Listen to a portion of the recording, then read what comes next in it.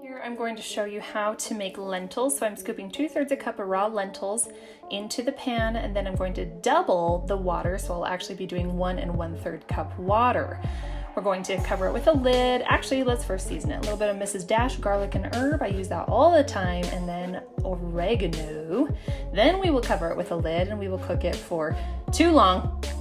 I cooked it for about 18 minutes is that point where it burned. I like them crunchy like this, but I hate cleaning the pan, so I'd recommend you add more than 2 times the amount of water.